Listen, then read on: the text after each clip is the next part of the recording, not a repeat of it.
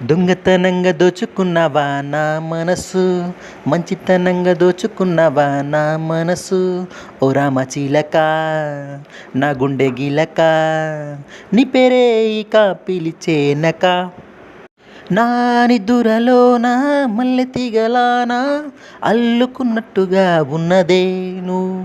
మంచి మంచి పుస్తకాలు చదివే నా మనసు నీ ప్రేమలోన పడిపోయిందే, ఇక నాకు తెలుసు.